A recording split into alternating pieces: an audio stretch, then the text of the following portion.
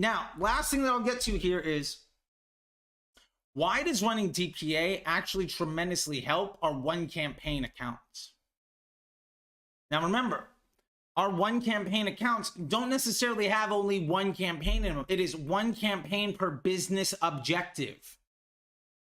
If you have multiple business objectives, you could have multiple campaigns. So what's the business objective of DPA? Well, there's a couple of things. Maybe you're running it at $20 a day just so you can do market research and index your crowd on what is the psychological difference between somebody that views content and somebody that adds the cart. Maybe you're running it excluding everybody that's ever been to your site and seeing what products you have that are most interesting to get somebody's attention to want them to shop with you anyway. Effectively having a dynamic window display. That's phenomenal. Maybe you have a super high ticket, like $1,000 product or $5,000 product. Maybe you're running lead gen or training or furniture or some bespoke custom items. You might not have the budget to run Facebook conversion ads and leave the learning phase and sell those $1,000, $2,000, $5,000, $10,000 products. But that doesn't mean that if you have ancillary vertically integrated product offerings, remember, if you missed the last week's video around LTV, please go check out the definitive guide to raising LTV because it's phenomenal and you should really look into it. There's also an ebook on the way for that too, so go check that out. If you have those, why not run DPA? I know a lot of brands that are running $1,000 products that sell a bunch of $20, $30, $50, $100 items and little bundles, accessories, right? Whether it's surfboards or fishing rods or bikes or furniture or a million other things. A lot of clothing brands and sneaker companies. You might not have the budget right now to realistically get out of the learning phase in your one campaign to those products. So maybe you're using Facebook more as a lead gen to a very effective email funnel. But that doesn't mean you have to give up on cash flow. If you were to use your DPA ads to sell lower ticket items to generate a positive cash flow, whether it's your brand or a client, you could probably pay for all of your overhead operational cost of running ads and profit from it while improving the LTV of your existing customers and acquiring new ones. And you're like, well, hey, that doesn't make any sense for my brand. Let me tell you why that's not necessarily true. I'll give you 2 examples. Number 1, I was running New Balance. Now, their sneakers are not sexy, especially if you're like 25. But a lot of people wanted to be fit. Our DPA ads would show socks and jogger pants. We would show t-shirts and exercise accessories. Now, it's a sneaker company, but it's a sneaker company built around a culture of health and fitness. Right? And primarily they were shifting between being the thing for old folks with nice things to runners and functional footwear. You might not be interested in that unsexy shoe that your grandma likes, but maybe we can start selling you on other things. And we can do so at a pretty nice profit. If you put all of your lower price items that have high profit margin into DPA ads, just retargeting individuals that are mildly interested in the brand or even prospecting to get market share, your business objective of that DPA could be customer acquisition and cash flow. I can't tell you how many people were struggling to sell $500 items and then ran DPA, and they got to a couple $1,000 a day between DABA and DPA, selling a whole bunch of $20, $30, $50, and $100 products to people all over the world, and then sold a bunch of those $500 things as upsells in email. That's a game changer.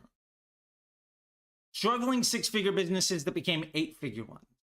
Seven-figure businesses that had plateaued and Facebook ads didn't work are now on the way to nine-figure exits. Looking at it this way. Also,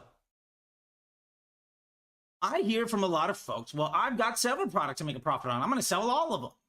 Well, we know objectively that's a bad idea. When we look at PSM, we know that some products just have a much better return than others do. And it also, why invest in multiple places to keep Facebook dumber in extra areas? That also makes landing page testing less effective and raises the cost of creative testing. There's a million reasons why you should not be running like 3 offers from your Facebook page. There are very, very, very few reasons that you should ever do that.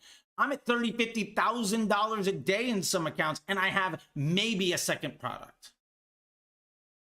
This is neither time or place for that. Go look at Definitive Guide to PSM and, creating bundles and adding LTV, all the definitive guides that we have. Go research those and you will get all of this information. There's also a great Everything You Need to Know series and Disruptor School guidebook series to all of this stuff. The point here is, what if your flagship product does your hero product does a fantastic job of getting people into the store, but not everybody wants to buy it? DPA could close the loop on all of those other things. What's also great is now your ads and your one campaign aren't the only touch point for a user. Meaning the frequency of your touch points with those customers is higher. Now, I see a lot of people say, well, first time impression rate means everything, and they're dead wrong. I've yet to see a single argument that says first time impression rate creates incremental lift for a business. In practice, there's no logic or math to back that up. I have yet to see literally anything that supports it. So let's say instead of hammering people over the head with the 3 to 5 really great ads that you have, they see a few of them, and then other touch points are just your entire catalog. Now those 3 to 5 ads aren't trying to sell to get you revenue. They're the thing that gets somebody interested in your brand. And if they don't buy that product, then the DPA ads can close the deals on the products that person is most interested in. Maybe you're doing DPA in more of a DABA situation, where it's also doing prospecting for you.